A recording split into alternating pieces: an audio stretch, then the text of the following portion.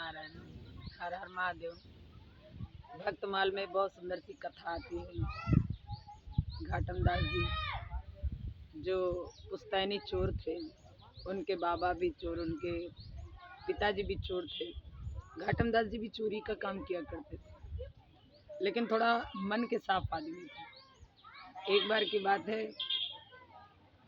कि एक बार घाटम दास जी रास्ते में खड़े हुए, और जयपुर के पहाड़ी इलाकों में तो रहते ही थे, तो रास्ते में खड़े थे। उधर से कुछ महात्मा लोग गुजरे। महात्मा लोगों को रोक लिया और कहा कि बाबा रुक जाओ, जो तुम्हारे पास में है सब मुझे दे दो। बाबा जी ने कहा हमारे पास में कुछ नहीं है, अगर हमसे कुछ लेने चाहते हो तो हमारे चरण स्पर्श करो, हम तुम्हें भर भर के आशीर्वाद दें। और क्या मिल सकता था साधु संतन के पास में। तो बाबा जी के ऊपर दयावश में जाने के लिए कहा कि चलो आप, कोई बात नहीं, आप महात्मा हो, चले जाओ। जब बाबा जी जाने लगे तो बाबा जी ने कहा अच्छा, मेरा मिलना आपसे ये कोई साधारण बात नहीं हो सकती, क्योंकि कहाँ आप चोर और कहाँ मैं साधु, दोनों का मिलना एक प्रकार से संयोग है, और इसमें कुछ राम जी की इच्छा ही छिपी हुई है। तो मैं चाह रहा हूँ कि मैं मिल चुका हूँ तुम्हें, तो आप हमसे कुछ ले लो।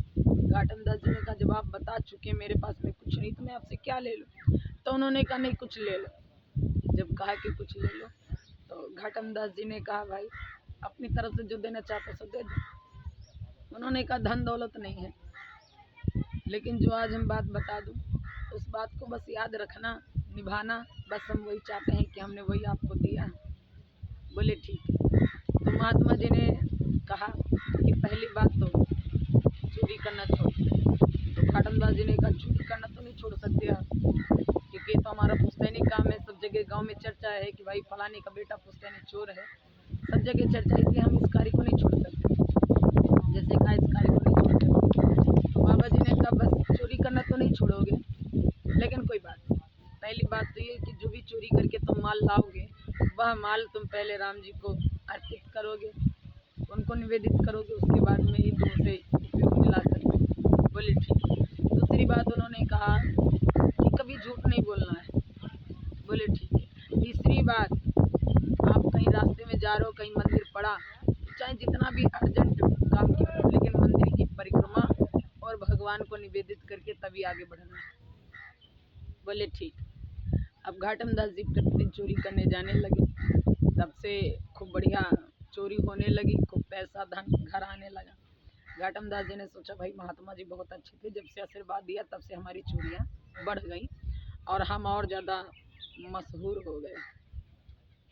जब कहा कि और ज़्यादा मशहूर हो गए, तो घाटम दास जी जो भी कुछ माल लाते वह सब भगवान को अर्पित कर देते कि हे ईश्वर, ये जो भी मिला है सब आपका है और आपकी दया से है, गुरु भगवान की कृपा से है, इसलिए आप इसे स्वीकार कीजिए।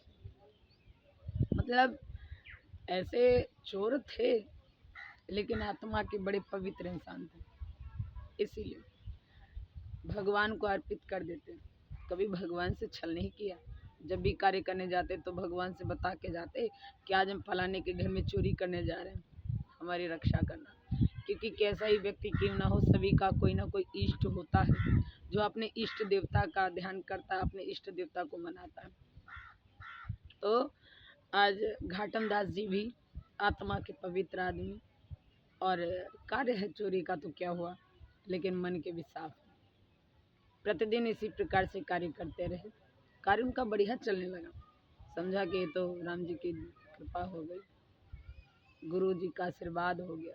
अब उन महात्मा को गुरु के रूप में देखने लगे, गुरु के रूप में, जबकि मतलब नहीं पता है कि गुरु क्या है, लेकिन फिर भी गुरु के रूप में देखने लगे। आगे की कथा आप भाग 2 में श्रवण करेंगे।